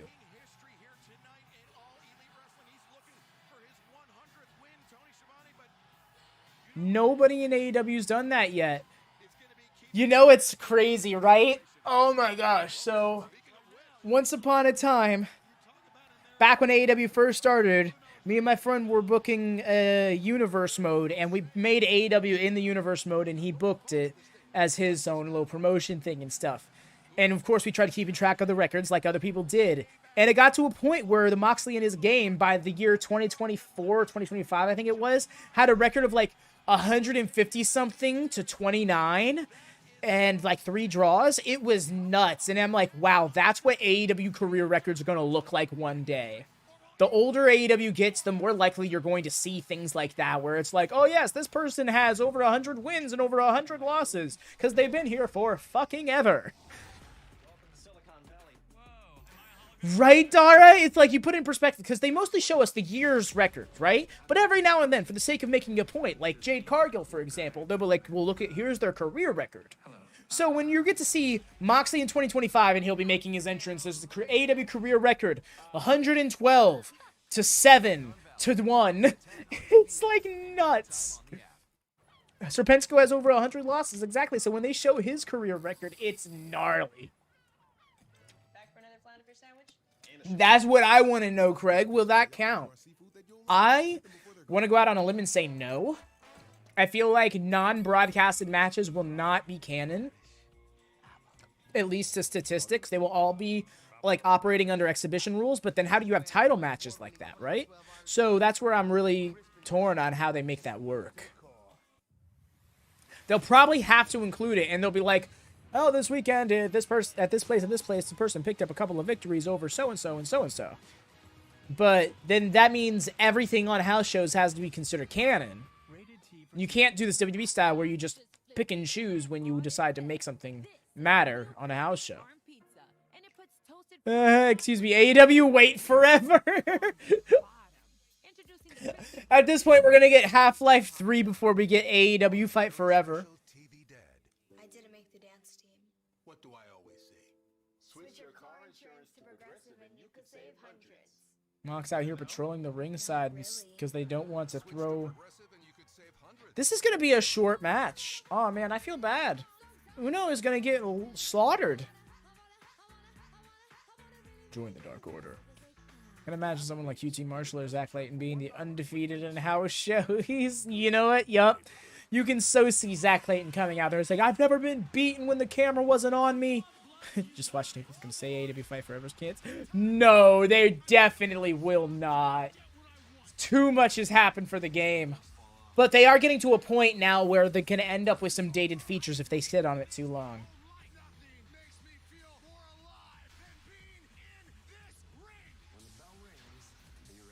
AEW Rampage, Fridays at 10 on TNT. That's how you got, baby? I ate that! I ate that! Welcome to Power Slap. Next on TBS, we're looking for the next superstars of Power Slap. 16 hopefuls will live Join the together, Dark Order. train together, and compete for the chance to be the next Power Slap champion. I have a notification. I have the alert box turned on for that now. I mean, everyone said that the game was done. Power Slap, road to the title, all new, next on TBS. I get you, but I think there might be something to it. Other than that, otherwise it would have been announced. The game being vaporwave as I thought I had it yet. You know what? That's a true point, Craig. Wait, SmackDown vs. Raw online. The fuck? What's that? Prayer Circle. Evil Uno upsets Mox. Prayer Circle. Just the... I know the post on Twitter you're talking about. Backscribe. Excalibur versus MJF. Oh, that'd be saddening. Trying to avenge his fallen lover, William Regal. Uno's taking it to Mox. Yeah, he is. But Mox is taking it back.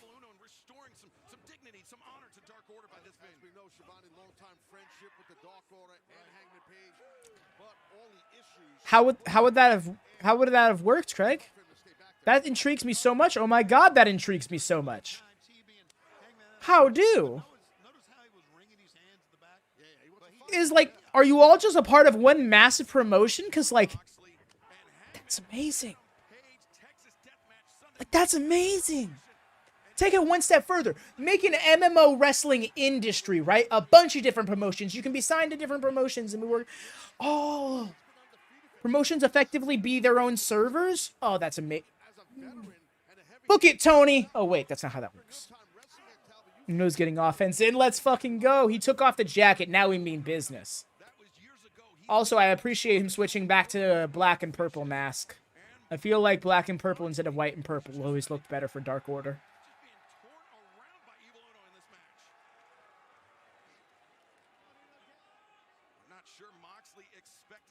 I think it was going to be you playing as custom characters, but also WWE stars would be a character you could wrestle against, plus paying other players. Oh! You see, yeah, things like that. That's amazing. I like my idea better. Because that's how you accommodate for millions of players, is by having there be thousands of, not even thousands, just like hundreds of promotions. Have there be like 200-300 promotions. My man's, the last time he cannot stand the Dark Order masks.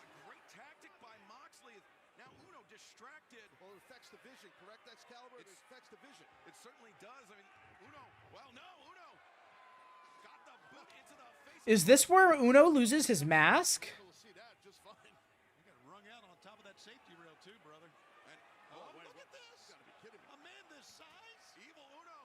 Because it would be, because first off, that would make being a champion so important, right?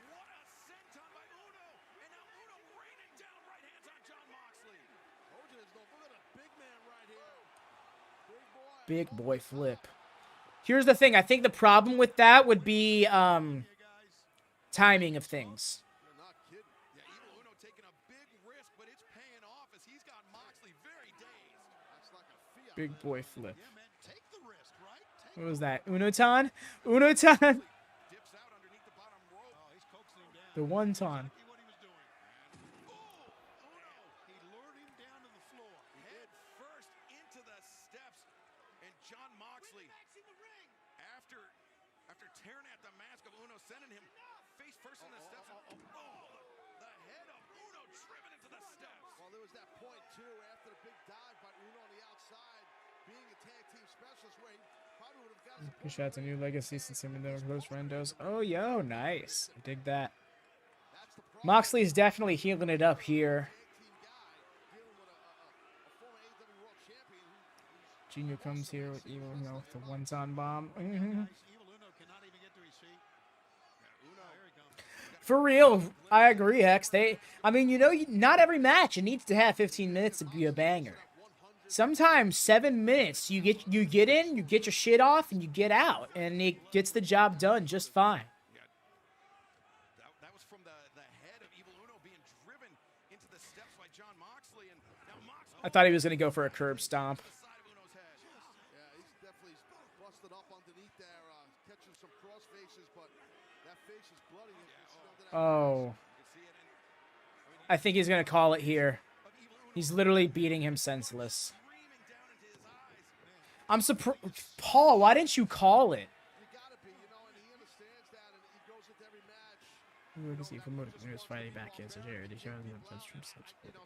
Yo, that's amazing. That's great to hear, Greg.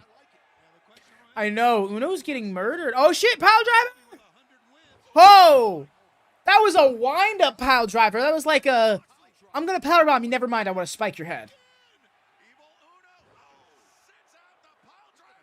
Back-to-back pile drivers did not get it. Uno driver. Dos Uno drivers. You heard Excalibur? Excalibur was like, God damn, that blood is flowing. Oh, shit. Getting in that choke. Oh, he's got the S grip. If he shifts his hips over to Uno's left side, we're done here. Oh, we got the hammer and anvil. How did he not die from those clubs? I don't know. The fact that he stayed coherent and endured them was nuts to me on its own. I legit thought that was the finish of the match, was he was just going to beat him senseless. Oh, here's the Bulldog choke. I think we're done here.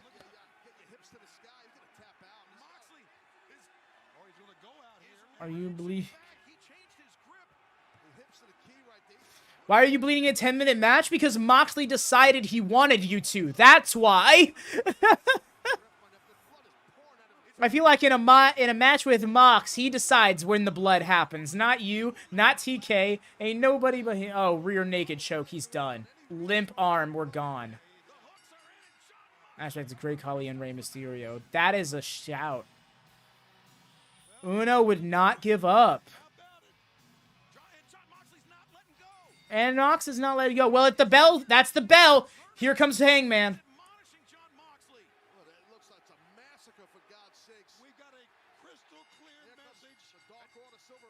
Hangman, where are you? He said bell to bell. Oh, and here comes the ECC. It's time. Shit's breaking down.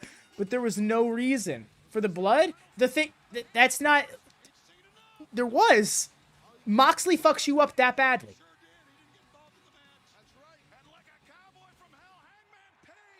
Did he have new music?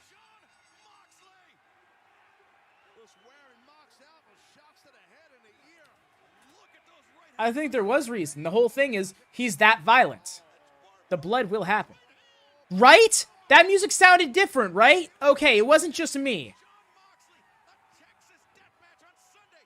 Did he get new music and they just decided that's the worst way to debut new music, I'm gonna say, in a rundown? I love that he's got a wrapping of not brass knucks, of barbed wire though.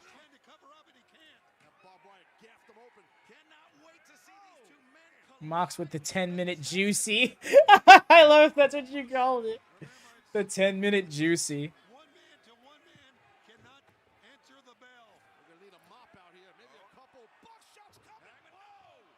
Moxley dips out and coming up. To build to the Mox Page match, Mox shows his intensity plus dislikes for Page as rude. It's bloody and brutal, and Page has a reason to come out fighting, defend his mate. Made perfect sense. Yes. Exactly. He beat the piss out of Uno. Yes, maybe you don't need blood to tell that story, but when you're Moxley, who literally beats you and leaves you laying in a pool of your own blood, then it makes sense to me. You know, I get the criticism about blood, but at this point, it's a Moxley thing. Like, that's what happens. When Mox gets in the ring, somebody bleeds. Like, that's a character beat. And maybe that makes some people uncomfortable. Maybe some people aren't about it. I get that, but it is him. But with that being said, thank y'all so much for swinging by. One more time, I'm going to ask you if you could drop a like if you haven't already. I'd love you so much for it. And hell, if you haven't subscribed already, please do. Promise the content is fun here. We have a great time here at WatchaMania. And hit that bell to always on for notifications if you haven't. It helps so much. It was a solid episode. That was definitely a bounce back from last week, which was set up to be a mid-show and delivered on being a mid-show. This one landed properly. This was much closer to home, I think. But yes, y'all do make sure to swing by Friday for a double feature. We got the SmackDown vs. Raw 2007 WatchaMania Invitational, where new champion Dara is going to be defending his title, as this is the game he selected. And we will also have Rampage Watchalong later on that night, so do hit the bell for that as well. But until next time, I've been Avi Devin. Peace out, y'all.